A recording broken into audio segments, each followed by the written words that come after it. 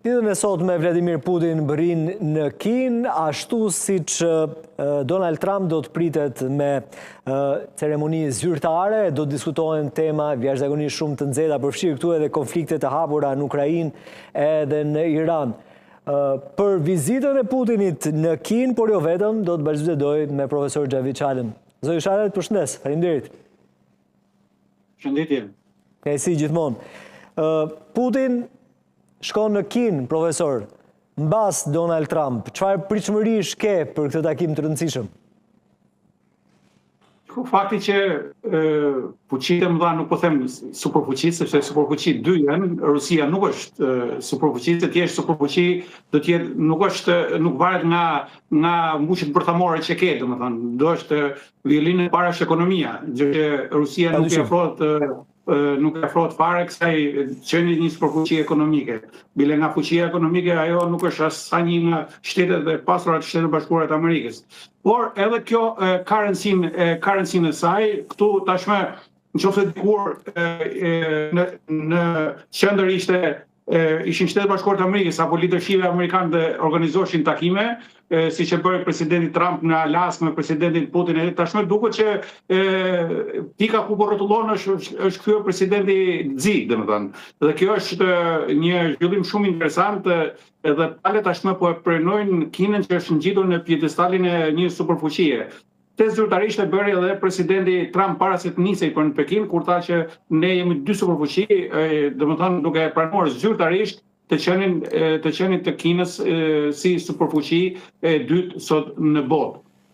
Ndërsa në rastin normalisht që ka edhe konotacione gjeopolitike vizita e presidentit Putin, ata kanë marrëveshje të fuqishme ekonomike, bile edhe në fushën ushtarake. Jo më larg se sa disa ditë përpara janë publikuar informacionet e inteligjencës europiane të vendeve të Europës që Kina ka trajnuar një numër të konsiderueshëm oficerësh dhe ushtarakësh rus, i ka trajnuar, këta ushtarak sot janë në frontin e luftës dhe këta janë trajnuar sidomos në çështjet e luftës apo të kundërgoditjes së dronëve, po e themi, apo të mbrojtjes kundër dronëve, pra aty ku kinezët janë shumë furnizues pothuajse të gjitha palëve. Gjithashtu Kina sot është financuesi kryesor i buxhetit, një nga financuesit kryesor të buxhetit rus, duke nëpërmjet blerjeve të saj të naftës.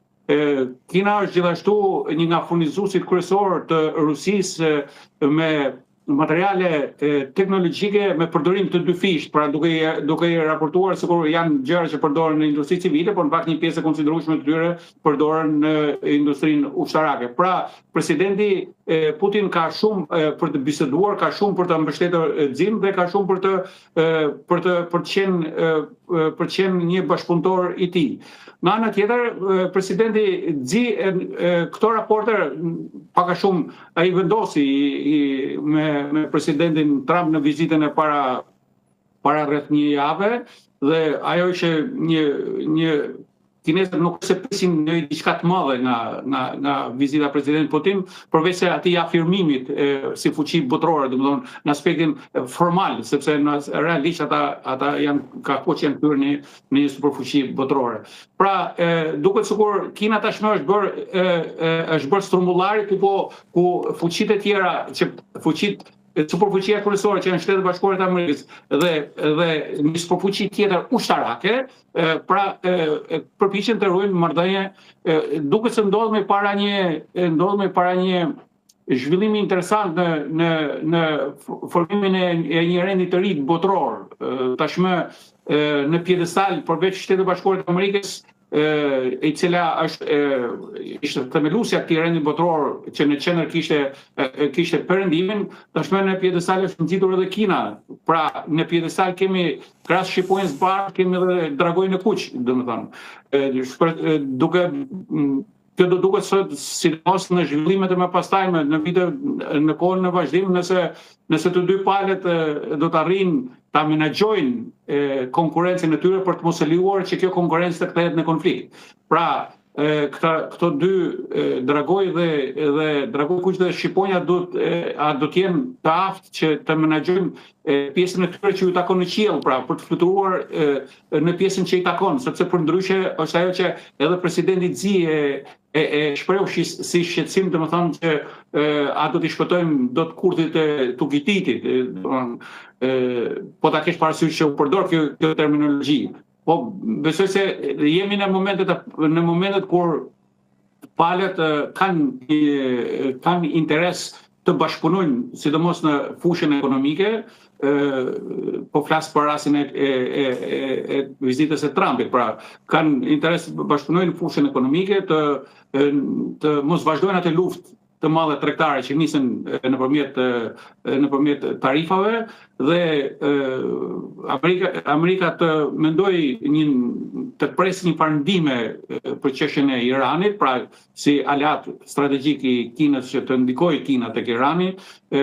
Pra këto kanë qenë pritshmëritë në përgjithësi, se sa do duket tashmë edhe nga zhvillimet në vijim, nëse presidenti Putin presidenti Xi ka patur mundësi të marrë përsipër diçka për Iranin, përveç se shprehjes së tij që Irani duhet të zhbllokojë ngushticën e Hormuzit. Pra, ka mundësi tjera, mund të ushtrojë presion diplomatik, presion ekonomik e tjera. Pra do duket në ditët në zhvillim, por do të shohim tashmë do ndjekim edhe vizitën në dinamikën dhe vizitën e presidentit Putin. Do duket tashmë kornisat janë të qarta, bashkëpunimi ekonomik, bashkëpunimi ushtarak, bashkëpunimin në teknologji, pra këto janë fushat kryesore, nuk është se ka patur në një njoftim për një zhvillim tjetër interesant. Do duket më interesant nëse presidenti Putin do ta diskutojë me presidentin Xi dhe çështjen e Tajvanit, sepse çështja e Tajvanit do kthyer në një çështje të rëndësishme midis presidentit Trump dhe presidentit Xi. Dhe fjala ishte që nëse këto dy superfuqi domethënë mund të kenë probleme njëra me tjetrën që mund të shkojë edhe drejt përplasjeve edhe drejt konfliktit, ishte pikërisht çështja e Tajvanit. Dhe kjo është shumë e rëndësishme. Nëse do trajtohet aty, do të thotë që domethënë Kinës janë bërë indirekt janë bërë lëshime për çështjen e Tajvanit, nëse ai do kërkojë edhe mendimin apo po e themi qëndrimin e Rusisë në këtë fushë. Dhe kjo do jetë interesante. Dhe tashmë në deklarim paraprakë nuk ka ndonjë njoftim që mund të diskutohet. E vërtet. Profesor, e ceke në fakt Tajvanin unë doja ta risillja edhe një herë në vëmendje. U fol për një forum midis Trump edhe Xi, u fol për një konfirmim të marrëdhënieve, po u pa se gjatë vizitës nuk ishte vetëm kaq. Kina ishte drejt për drejt kur i tha kujdes sepse ka vizat kuqe për sa i përket Tajvanit. Diçka e tillë mund të shkaktoi edhe përplasje midis ne të dyve. Në takimin Putin-Xi do të ketë kërkesa nga ana e Kinës apo nuk e shikon të mundshme? Unë mendoj që në një deklarat mund të ketë, në një deklarat në aspektin e gjatë bisedimeve, sepse gjithmonë kinesët e kanë qenë çështje të tyre të brendshme. Dhe mund të ketë në një deklarat të tillë, po nuk besoj se të diskutohet në ato përmasa që u diskutu me presidentin Trump. Dhe ne na bëri përshtypje gjithë mënyra e reagimit kinez, domethënë për rastin e Tajvanit. Kurrë asnjëherë nuk ishte ndodhur që Kina të reagonte me kaq forcë dhe në një gjuhë kaq jo diplomatike. Siç edhe nuk kemi parë së fundmi që Donald Trump të ri pa fjalë. Dhe të mos ketë një reagim. Pikërisht, domethënë, po ti marrësh përballë disa njoftime që ka shkuar presidenti Trump, që domethënë del sikur presidenti Xi e ka pyetur edhe nëse çfarë do bëjë Amerika nëse Kina do të pushtojë Tajvanin. Po ta kesh ka informacione jo shumë të konfirmuar, ndërkohë që sot ka pas një deklarim zyrtar nga ana e kinezëve, të cilët nuk kanë dashur që këto probleme të dalin.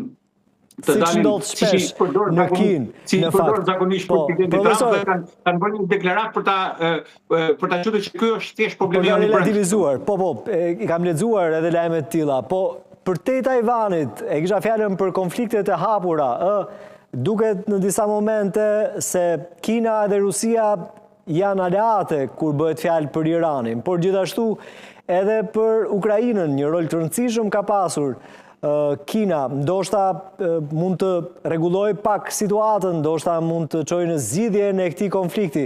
Në këtë prizëm, në kuadrin e konflikteve, a do të ketë rol ky takim midis dy liderëve? Mendoj që do ketë rol, ka një ju përmendet në njoftimet tuaja si televizion që presidenti Trump është shprehur që Zia i ka thënë që presidenti Putin në farë mënyrë mund të pendohet për sulmin që ka bërë në Ukrainë.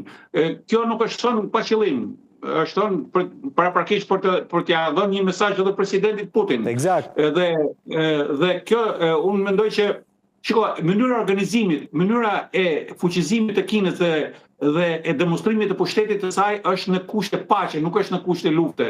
Dhe çdo konflikt i armatosur dhe çdo acarim marrëdhëniesh i dëmton interesat edhe gjeopolitike, po sidomos ekonomike kineze. Kështu që kinezët kërkojnë një situatë më të qetë, sepse ata pretendojnë që të ketë akoma një zhvillim më të madh Kina. Pra dhe Kina nuk mund të zhvillohet në kushte lufte. Në zhvillimin, në projektin kinez, apo në atë filozofinë që ai Zia e përmendi aty që unë luftoj për ta ringjallur për një ringjallje të madhe të kombit kinez, pra synimi dhe kjo ringjallje e madhe nuk mund bëhet nëse në bota është e përfshirë në luftë. Nëse përfshirë në luftë ose ka vatra lufte, këto kthehen pengesa për synimin kinez. Pra synimi kinez është ndryshe nga ai amerikan apo synimet si superfuqia amerikane apo edhe të rusëve. Pra është pjesë e filozofisë kineze kjo. Për kinezët paqja është shumë e shtrenjtë, është një shprehje që e ka përdorur herët Konfuci. Unë mendoj që do vi duke ushtuar presioni edhe i Kinës për rastin e Ukrainës. Do të vi duke ushtuar, pavarësisht se ata kanë mbështetur me materiale. Boll të blesh naftën, atëherë ti i ke mbush buxhetin e luftës, domethënë. Por ky konflikt u tej zgjat, se edhe se pas kinezëve është i zgjatur. Kështu që mendohet që ata mund të ushtrojnë një farë presioni në këtë fushë. Kjo duket sikur ka një kundërtesë, domethënë që meqense në konfliktin në Iran është përfshirë Shtetet e Bashkuara të Amerikës, por në farë mënyrë ka qenë indirekte involvuar edhe në konfliktin duke mbështetur me armatim me Ukrainën, atë duket sikur kinezët kërkojnë që Shtetet e Bashkuara të jetë angazhuar në këto fronte, por angazhimi në këto fronte duket si sjell Kinës më shumë dëme se sa fitime nga zhvillimi i qetë dhe zhvillimi ekonomik i përmasave të mëdha të Kinës. Mos harrojmë, është një shtet që është investuesi kryesor në rreth 120 vende të botës. Pra, qoftë edhe një vend po të jetë në konflikt, do thotë që investimet kineze janë të cënueshme. Pra, gjë që cënon interesat kineze. Në farë mënyrë, pra, kinezët në këndvështrimin tim do jenë të interesuar pra për reduktimin apo për shurjen e konfliktit edhe në rastin e Ukrainës. Nëse do ketë një zhvillim tjetër, nëse do ketë një luftë, një rikthim i luftës në Iran, pra mund të ndryshojnë edhe rrethanat dhe këto dy fuqi, pra superfuqi, Kina si superfuqi dhe Rusia, këto pastaj mund të kenë në mbështetëse të hapur të Iranit. Pastaj ne këto shpresojmë që kjo situatë, domethënë në rikthimin e luftës edhe në Iran të mos kthehet, të mos të qenë një zgjidhje paqësore për ta mbyllur atë konflikt i cili po ndikon në gjepat e gjithë qytetarëve të botës. Qartë, profesor, doja një fotografim të konfliktit në momentin që flasim. Trump lë të hapur një sulm të mundshëm në shkallë të gjerë, ndërkohë që edhe Irani nuk e ka bërtuar, e thënë kështu troç me kërcënimet. Të shpeshta kanë qenë në fakt sulmet ndaj fqinjve të saj, Emiratet e Bashkuara duke lëkundur paksa nëse mund themi, pozitën e Shteteve të Bashkuara të Amerikës si garantuese e stabilitetit edhe sigurisë, çfarë do të ndodhë për gjykimin tënd në vijim? Do të ketë tryezë dialogu, do të flasin për diplomaci, apo do të ketë sulm? Situata është mjaft të vështirë për Shtetet e Bashkuara të Amerikës. Është mjaft të vështirë në këndvështrimin tim. Pra, presidenti Trump ndodhet përballë zgjidhjeve shumë të vështira, sepse hyn në një konflikt tashmë që po është vështirë me dalë nga ky konflikt. Palët tashmë ndodhen në pozicione diametralisht të kundërta njëra me tjetrën. Pra, ajo që është vije kuqe për një palë, është kërkesë për palën tjetër. Ajo që është kërkesë për palën tjetër është vije kuqe për palën e parë. Pra situata është e tillë saqë janë, domthonë, deri tani palët nuk është se po mendojnë për një plan paqe, palët po mendojnë se si ta menaxhojnë konfliktin. Pra, menaxhimi i konfliktit dhe paqja përfundimtare janë shumë larg njëri me tjetrin. Po ta shohësh pozicionin iranian, domethënë ata u bombarduan, vendi i tyre u shkatrua, gjithsesi ata derisa kaluan ato dallgët e para dhe regjimi nuk ra, tashmë do të jetë shumë e vështirë, do të jetë seriozisht shumë e vështirë për të impostur. Nga ana tjetër, president, këtu të dy palët ndodhen edhe në pozicionin e rrutjes së reputacionit të tyre. Domethënë, iranianët përpiqen që të arrijnë një marrëveshje që mos duket se ata po kapitulojnë, ndërkohë amerikanët përpiqen të arrijnë një marrëveshje që mos duket se këta po të rriqen. Pra, ndodhemi në një pozicion, të dy palët ndodhen në një pozicion që do jetë një shkëndijim mund të shërbejë pastaj për të rindezur luftën. Nga ana tjetër, unë në këndvështrim në studimin që ju bëj, domethënë taktikave apo strategjisë të negocimit të iranianëve, them që ata janë plotësisht në vijën e doktrinës së tyre të negocimit. E para, ata rrisin shumë presionin, bile kanë filluar të rrisin të nxjerrin një pretendim tjetër tashmë. Krahas bllokimit të Mushqisë së Hormuzit, po nxjerrin ata që duan në farë mënyrë tarifa edhe vendosur tarifa edhe për kabllot nënujore që kalojnë në Mushqisën e Hormuzit, që ato janë, domethënë, komunikimi digjital nëpërmjet kablo është i një rëndësie të jashtëzakonshme dhe aty janë përfshirë pothuajse kompanitë më të fuqishme amerikane, që nga Metaja, që nga gjithë kompanitë kryesore amerikane, domethënë komunikojnë nëpërmjet pra për vendet e gjirit. Është një rrjet i cili mund të dëmtohet lehtë.